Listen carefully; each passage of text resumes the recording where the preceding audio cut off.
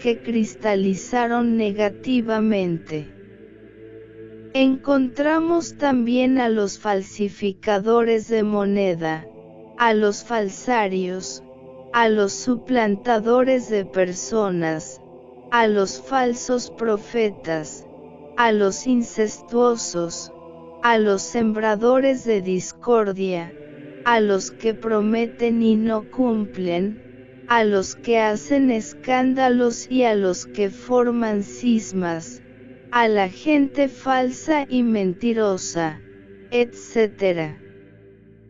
Todos los que han despertado para el mal, aun sabiendo que deben involucionar entre las entrañas del mundo, hasta la muerte segunda, antes de lograr la restauración de la prístina pureza original del material psíquico, no se arrepienten del camino escogido porque han hechose su involución y de la rueda fatal del samsara una religión, una mística. Es ostensible que en esta región sumergida, se inicia el proceso de osificación, cristalización, mineralización y destrucción de todo el ego. Los condenados son devorados por la horrible serpiente Pitión, el aspecto negativo de la Madre Divina, con el propósito de destruirlos, desintegrarlos, y reducirlos a polvareda cósmica, para liberar la esencia. El ego siempre debe ser disuelto cueste lo que cueste. Con nuestra voluntad o contra ella, inevitablemente la serpiente debe tragarnos, o victoriosos o fracasados. Noveno círculo dantesco, esfera sumergida de Neptuno. Este círculo está sujeto a 24.576 leyes. En esta zona neptuniana sumergida se reducen a cenizas los traidores. Ay de Bruto, Casio, y del Judas interior de cada viviente. En este círculo se desintegran definitivamente las criaturas involucionantes. Aquí se reducen a polvareda cósmica los bribones intelectuales de la Torre de Babel, los traidores. Estos son juzgados de inmediato por los tribunales de la justicia objetiva y sentenciados a muerte. Existen muchos géneros de traición, mas algunos, tan graves, que de hecho se pagan con pena de muerte.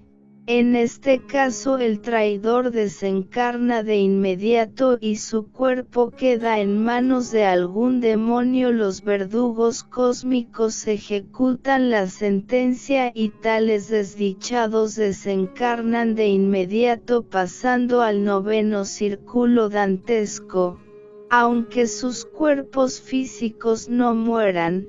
Pues sabido es que cualquier demonio reemplazando al traidor, queda metido entre su cuerpo con el fin de que no se alteren los procesos kármicos de aquellas personas o familiares que en una u otra forma estén relacionados con tales perversas personalidades. Aunque parezca increíble, actualmente ambula por las calles de las ciudades, muchos muertos vivientes, cuyos verdaderos propietarios ahora viven en los mundos infiernos. Así pues los jueces de la justicia celestial condenada a los traidores con pena de muerte. En el noveno círculo está el pozo del universo, el centro de la gravedad planetaria. No está de más recordar que en la novena esfera sumergida, tienen los órganos creadores de la una especie, su plena representación. Nadie podría subir sin haberse tomado antes la molestia de bajar. A toda exaltación le antecede una terrible y espantosa humillación. Bajar a la novena esfera es indispensable. Unos lo hacen en vida, por su propia voluntad espontáneamente y para su autorrealización íntima, y otros, la mayoría, las multitudes, lo hacen en forma inconsciente cuando descienden en el abismo de perdición. Después de exhalarse el postrer aliento en esa región donde se encuentra el trono de Dait, la esencia, el material psíquico, aquello que tenemos de alma, queda libre, sin ego, pues, como ya dijimos, este último se reduce a polvareda cósmica. Emancipada la esencia, asume una hermosísima figura infantil llena de radiante belleza. Este es el instante solemne en que los daves de la naturaleza examinan la esencia liberada. Después de haber ellos comprobado hasta la saciedad que ya no posee ningún elemento subjetivo, infrahumano, le conceden boleta, documento, de libertad. Quiero decir con esto que otorgan al alma la dicha de la liberación. Ya libre la criatura sobre la epidermis de nuestro mundo, reinicia una nueva evolución. Entonces se convierte en gnomo o pigmeo del reino mineral. Proseguirá más tarde su evolución ascendiendo por las escalas vegetal y animal hasta reconquistar en un lejano día, el estado de humanoide intelectual que otrora se perdiera. Conferencia RO 18, Fase B. Teosofía, Espiritismo y Medium. El objetivo de esta conferencia es conocer estas escuelas. Comprender por qué no nos permiten llegar a la autorrealización del ser. Ver a dónde nos conducen. Aprender a no mezclarlas con el conocimiento. ¿Qué es la teosofía? Dios. Teo significa Dios y Sofía, sabiduría. La palabra teosofía se refiere a la sabiduría de esta escuela, fundada por Elena Petrovna Blavatsky, aparece en Rusia a finales del siglo XIX y principios del XX.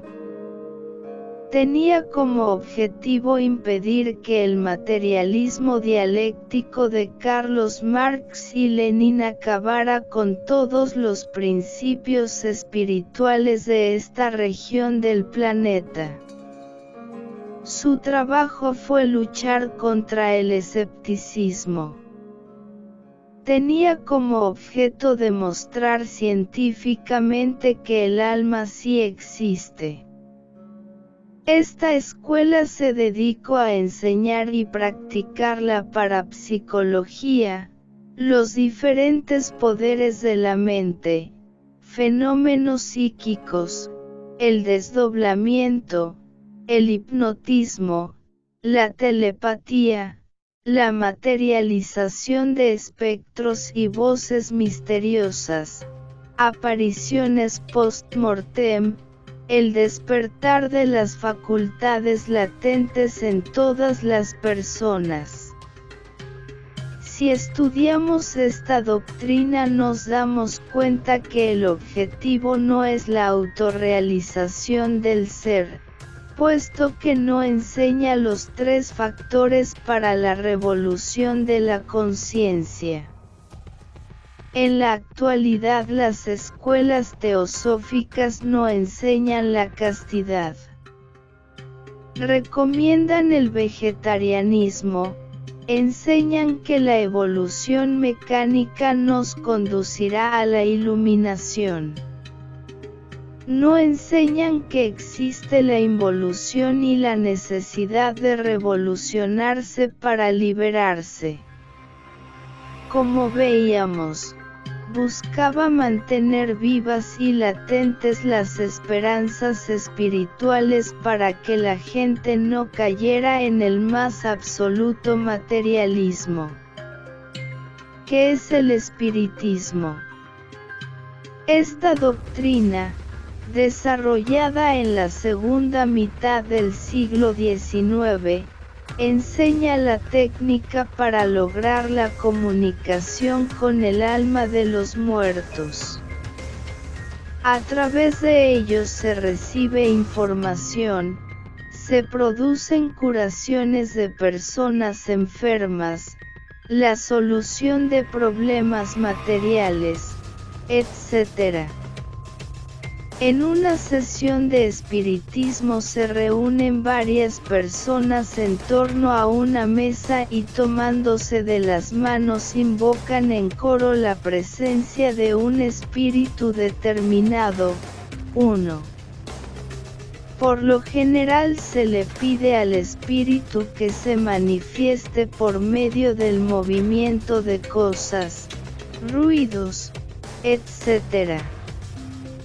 Luego el desencarnado toma posesión de uno de los participantes, quien presta su cuerpo físico para su manifestación. A esta persona se la denomina medium porque sirve de medio entre el desencarnado y el mundo físico.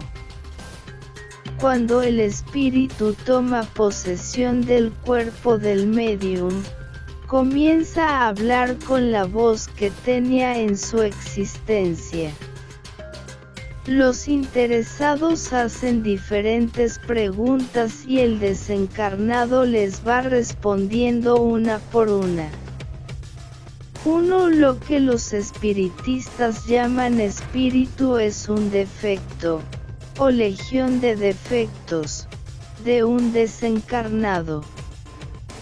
No es el real ser de ese desencarnado. La mayoría de las personas que participan en estas prácticas terminan creando dependencia, puesto que se acostumbran a que les den respuesta a todas sus inquietudes tanto físicas como espirituales. Por lo general todas estas personas están convencidas de que se han comunicado con un santo o un dios. Ninguno de ellos sospecha que se trata de un demonio, o la psiquis, legión, de un desencarnado que no posee vehículo de expresión física.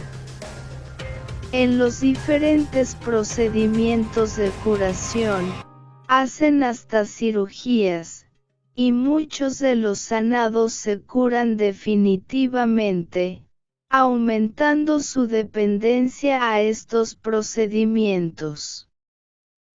Las escuelas de espiritismo crecieron en forma exagerada en el siglo pasado y han venido reclutando millones de fieles y seguidores. Como podemos ver a simple vista, este procedimiento por ningún lado busca la autorrealización de nuestro ser.